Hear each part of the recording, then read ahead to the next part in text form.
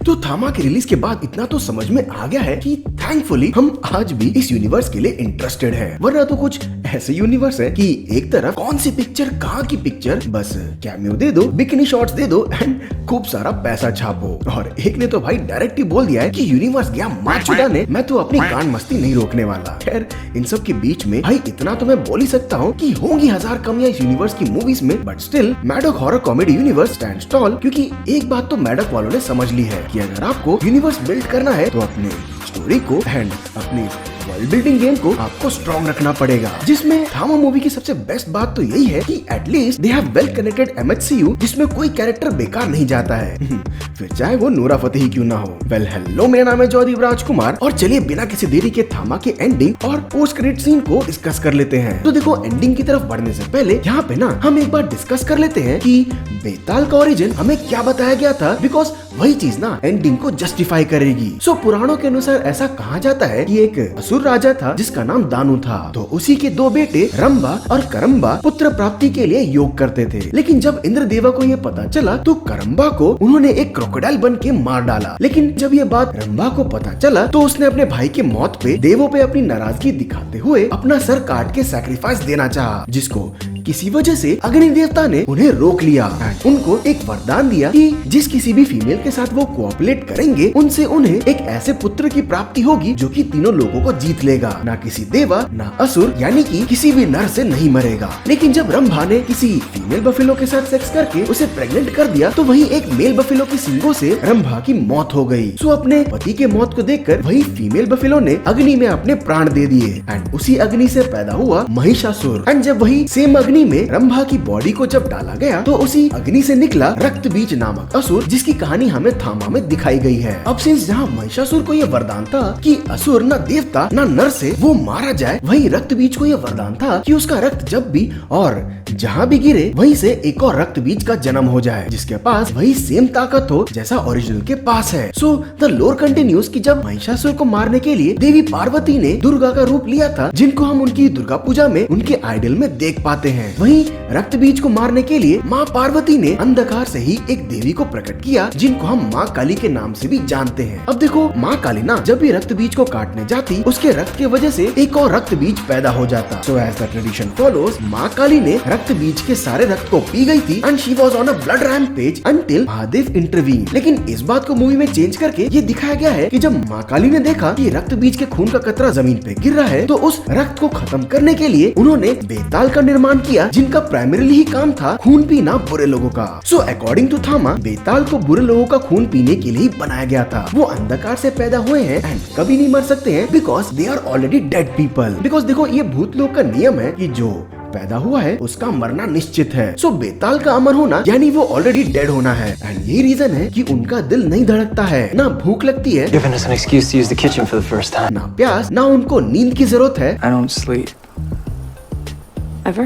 ना ही सांस लेने की। और पता है, यहीं पर ना मूवी की एक प्रोफेसी आती है कि वो जो बेताल एक दिल अपने साथ ले आएगा धड़कता, वही बनेगा सबका असली थामा। सो इसको देखो याद रखना, एक्सप्लेनेशन के एंडिंग में ये काम आ जाएगा। सो अब मूविंग फॉरवर्ड टू थामा की एंडिंग एक्सप्लेनेशन से, जहाँ पे हम स्टार्ट करते हैं जना यानी जेडी के कैमियो से। सो स्त्री 2 के इवेंट्स के बाद जना एक्सप्लेन करता है कि जब सरकटा ने भास्कर को इतना जोर से मारा कि उसके अंदर का भेड़िया एक तरह से पावरलेस हो गया था एंड किसी रीजन से वो फुल्ली ट्रांसफॉर्म नहीं हो पा रहा था भेड़िया में। सो यहाँ जना इस बात का सोल्यूशन लेने के लिए जाता है एल्विस प्रभाकर के पास, जो कि ये रिवील करता है कि भेड़िए को खून पीना होगा उसका जो कि खुद खून पीता है, यानी बेताल का। सो जना को याद आता है कि भास्कर ने ऑलरेडी इसके बारे में स्त्री 2 के पोस्ट क्रेडिट सीन में बता दिया था, लेकिन एल्विस ये बोलता है कि ये बेताल की प्रजाति एक्सटेंट हो चुकी है। बट देन वही आलोक और उसके पापा आते हैं एल्विस के पास ये पूछने के लिए कि क्या आलोक बेताल से दोबारा इंसान बन सकता है कि नहीं। सो एल्विस यही रिवील करता है कि इंसान को बेताल बनने के लिए मरना पड़ता है। So it's really not possible कि एक डेड बॉडी में धड़कते हुए दिल को दोबारा से जिंदा करना। इट्स लाइक कि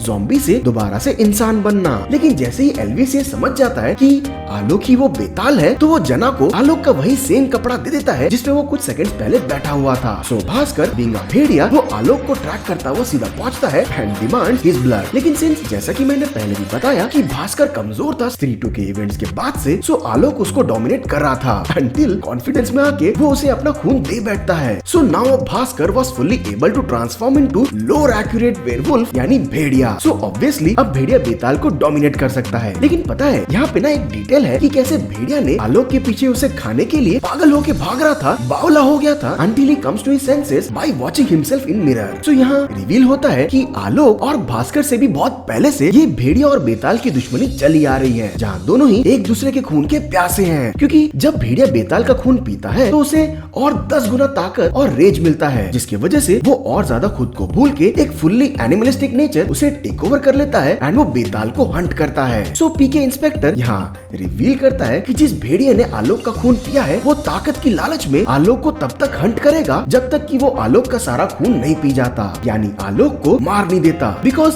यही भेड़िए का नेचर है। सो नेचुरली भेड़िए को यही बात एक बेताल का प्रीडेटर बनाता है। सो नाउ फॉर आलोक की सिक्योरिटी के लिए पीके इंस्पेक्टर उसे बेताल के अंडरग्राउंड कम्युनिटी में ले जाता है, जहाँ ये भी रिवील होता है कि चंदेरी की रानी यानी अपनी नोरा फतेही, जिनको आपने स्त्री पार्ट 1 में देखा था, वो अब एक प्रॉपर बेताल बन चुकी है।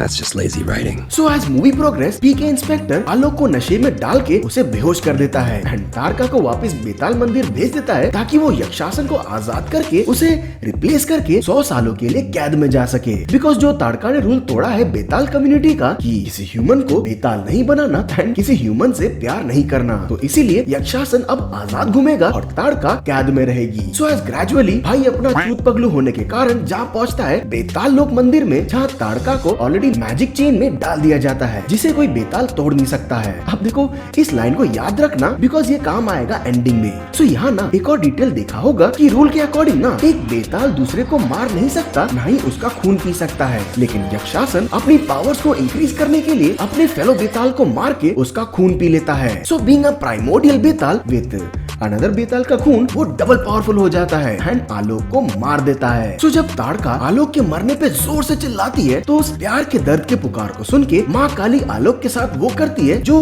हजारों सालों में नहीं हुआ, यानी एक बेताल के पास धड़कता हुआ दिल। यानी अब आलोक जो एक डेड बेताल है वो अब एक ह्यूमन एंड बेताल का हाइब्रिड हो चुका है, जो कि ह्यूमंस एंड बेताल के वर्ल्ड्स के बीच का एक ब्रिज बन गया था। देन वो यक्षासन को हरा के उन सब बेताल की कम्युनिटी का न्यू थामा बन जाता है, जैसा कि प्रोफेसी में लिखा हुआ था। सो यहाँ ना एक और डिटेल है कि आलोक ये बोलता है कि माँ देवी ने एक बेताल की बॉडी में दिल किसी मकसद से दिया है, किसी खास रीजन से दिया है, जो कि आई थिंक इशारा है MHCU के महायुद्ध की तरफ। वहीं मूवी के पोस्ट क्रेडिट सीन पे आए ना तो यहाँ 2 पोस्ट क्रेडिट सीन दिखाए जाते हैं। एक तो ये कि जैसा कि मैंने पहले भी कहा, वो चेन जिसे कोई बेताल नहीं तोड़ सकता है उसी में यक्षासन को बांध के रखा गया था, लेकिन वहीं अक्षय कुमार का सर कटा आ जाता है, जिसको हमने स्त्री 2 के पोस्ट क्रेडिट सीन में देखा था कि कैसे उसने वो मोल्टन लावा पिया था जिसमें सर कटा को मार के स्त्री में गिराया था। अब यहाँ इम्पोर्टेंट बात ये है कि कैसे सरकटा ने बेताल की उस मैजिक चेन को तोड़ दिया अपने मोल्टन लावा से। सो यहाँ सोचने वाली बात ये है कि कैसे सरकटा इतना पावरफुल बन गया है कि उसने बेताल की मैजिक चेन को इतनी आसानी से तोड़ दिया एंड ऑब्वियसली यक्षासन को अपने साथ ले गया है ताकि उसे